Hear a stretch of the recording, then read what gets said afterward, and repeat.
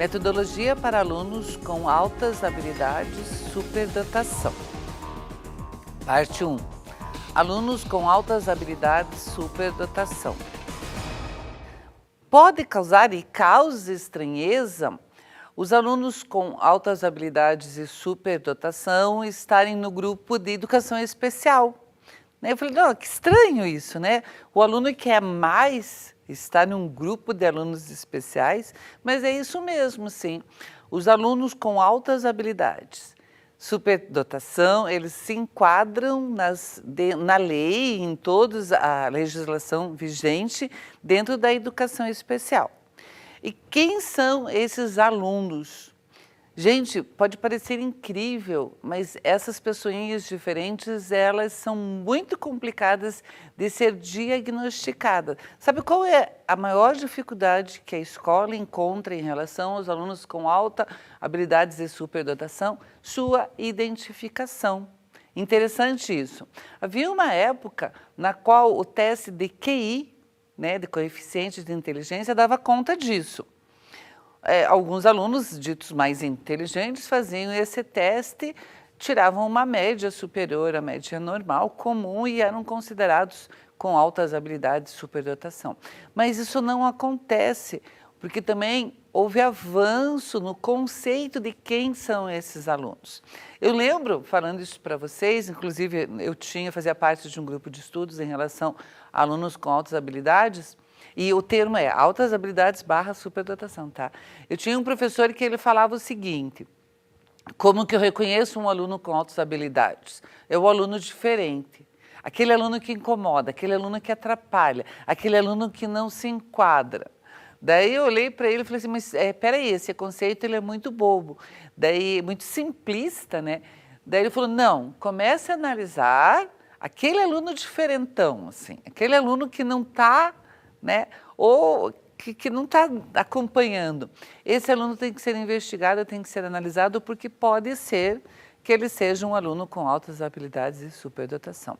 Mas, enfim, quem são esses alunos? Cuidado, porque nós temos alguns mitos.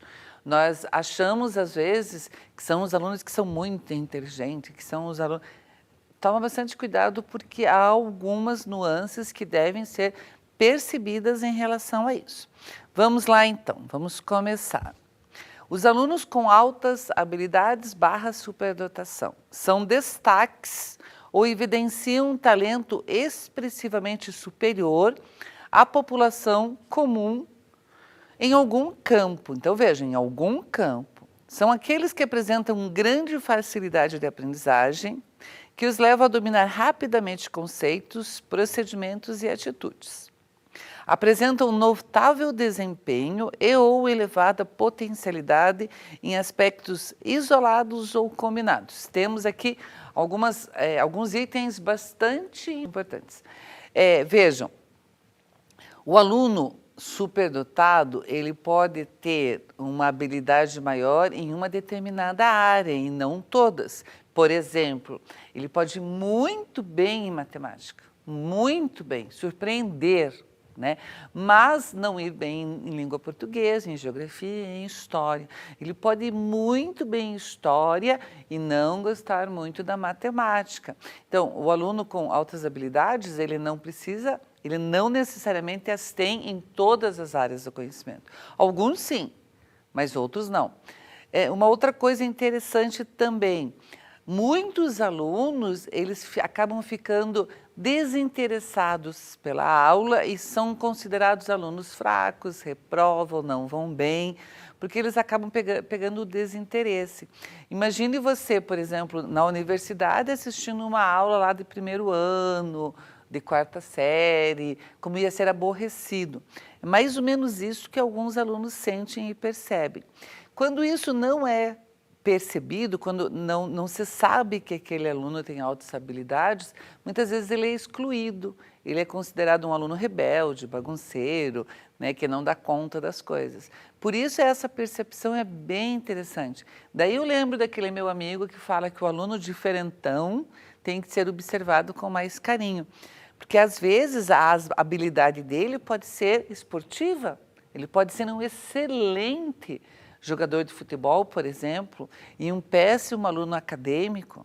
Alguns podem ser ótimos na área acadêmica e não muito bons na área esportiva ou afetiva ou de relacionamento.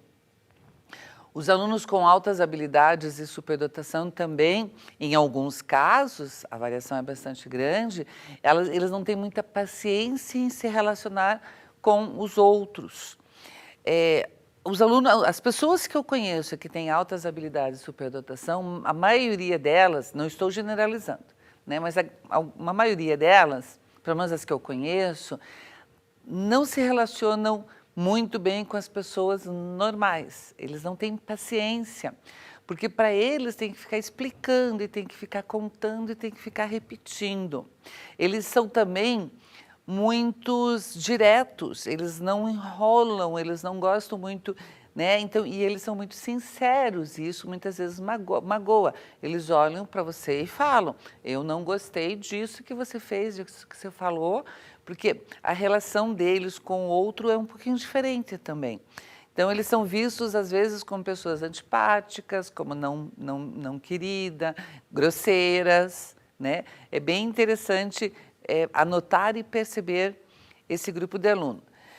Uma outra grande preocupação é que, às vezes, as pessoas pensam assim, já que ele é tão inteligente, já que ele sabe tudo, acho que não precisa ensinar. Ele já sabe tudo. Isso também não é verdade, né? A pessoa precisa ter um direcionamento e, principalmente, um relacionamento com os outros colegas, com os professores, enfim. Vejamos aqui quais seriam as potencialidades. Então, nós temos alunos que têm potencialidades, capacidade intelectual geral, então, são aquelas pessoas que sabem tudo, né? Como se diz, aptidão acadêmica específica, pensamento criativo ou produtivo, capacidade de liderança, talento especial para artes, capacidade psicomotoras. Então, foi exatamente o que eu falei. Vejam, alguns têm a capacidade intelectual ampla, geral, em todas as áreas. Eu tenho um colega, por exemplo, que fez 2 doutorados ao mesmo tempo e estava trabalhando conosco na faculdade, assim, né? Ele é meu exemplo, né, de superdotação. Ele escreve em grego, ele lê hierógrafo, ele foi para o Egito e leu numa pirâmide o hierogrifo, o hierógrafo que estava escrito ali. Ele consegue fazer isso.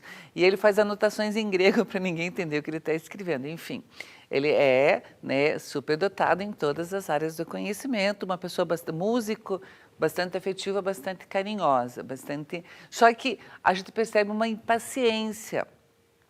Quer dizer, ele chega a ser muito paciente até para falar com a gente, né, seres humanos normais, assim.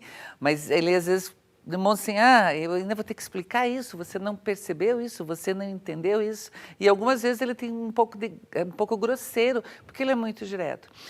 Alguns têm habilidades específicas em algumas áreas. O outro, na arte. Os artistas, a maioria deles tem esse desenvolvimento. Alguns na área da criatividade, outros na área motora, nos esportes, nos jogos, nas habilidades.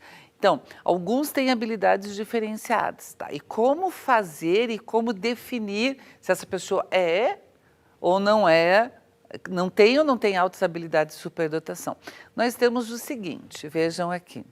Nós temos os 3 anéis de Renzulli, um estudioso da área. O que ele fala?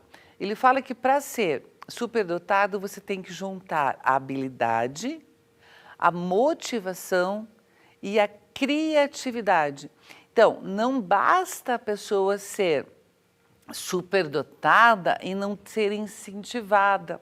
Não basta a pessoa ser superdotada e não usar a sua criatividade, não direcionar o seu saber, não usar aqueles conhecimentos para benefício próprio e do outro, porque ela vai acabar marginalizada.